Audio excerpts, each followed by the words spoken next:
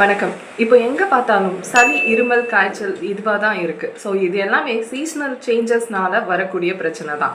இது ஸ்டார்ட் ஆகும்போதே இதுக்கான ஹோம் ரெமிடிஸை நம்ம ட்ரை பண்ணிட்டோம் அப்படின்னா, இது டாக்டர் கிட்ட போய் ஒரு ஆன்டிபயோட்டிக்கை ஸ்டார்ட் பண்ணுற நிலைமைக்கு கொண்டு வராது. ஸோ நம்ம வீட்டில் இருக்கக்கூடிய பொருட்களை வச்சே இதுக்கான ரெமிடிஸை நம்ம செஞ்சிடணும். ரொம்ப சிம்பிளான ரெமிடி தான். என்னன்னு யோசிக்கிறீங்களா? சுக்கு, மிளகு, திப்பிலி இது மூணையும் சம அளவு எடுத்து, இப்போ 1 ஸ்பூன் சுக்கு, 1 ஸ்பூன் திப்பிலி, 1 ஸ்பூன் மிளகு இது மூணையும் சம அளவு எடுத்து 2 ஏலக்காய், 1 ஸ்பூன் சீரகம், 1 ஸ்பூன் தனியா ஒரு நல்ல ட்ரை ரோஸ்ட் பண்ணிவிட்டு அதை நல்லா ஃபைன் பவுடராக அரைச்சி வச்சுக்கோங்க. இது கூட டெய்லி காலையிலையும் நைட்டுக்கும் தேனோட கலந்து எடுத்துகிட்டு வர்றப்போ இது நல்ல இருமல் சளியை கண்ட்ரோல் பண்ணும். வெட் காஃபாக இருக்குது, சளியுடன் கூடிய இருமலாக இருக்குது அப்படின்னா இது தாராளமாக உங்களுக்கு செட் ஆகும். இதை வேற ஒரு டைப்லையும் செஞ்சு சாப்பிட்லாம்.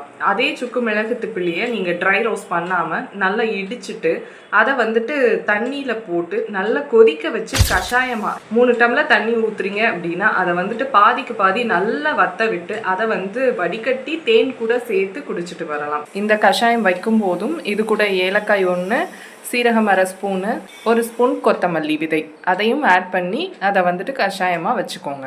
இப்படி குடிச்சிட்டு வரப்பவும் அலர்ஜி காஃபு, வெட் காஃபு, தொண்டை வலி, இருமல், சளி, காய்ச்சல் இது எல்லாமே சரியாகும். நிறைய பேர் இருமி வாமிட்லாம் எடுப்பாங்க. ஸோ அந்த மாதிரியான பிரச்சனை எல்லாமே சரியாயிடும். இல்லை இது என்னால் ரெடி பண்ண முடியல அப்படின்னா கடைகளில், சித்தா மருந்து கடைகளில் திரிக்கடுகு சூரணம் அப்படின்னே விற்கும்.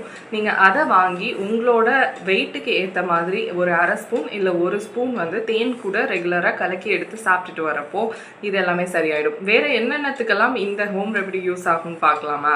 கேஸ் ட்ரபிள் உள்ளவங்க, ஐபிஎஸ் இரிட்டபிள் பவுல் சிண்ட்ரம்னு சொல்லக்கூடியவங்க, வயிறு உப்புசம், கான்ஸ்டிபேஷன் மலச்சிக்கல், சாப்பிட்டது எதுவுமே செரிக்காம இன்டைஜஷன் மாதிரி உள்ளவங்க இதை தாராளமாக எடுத்துக்கலாம். அது போக கொலஸ்ட்ரால் பேஷண்ட் கண்டிப்பாக இந்த திரிக்கடுகு சூர்ணத்தை ரெகுலராக எடுத்துகிட்டு வரலாம். நல்லாவே கொலஸ்ட்ரால் கண்ட்ரோல் ஆகும்.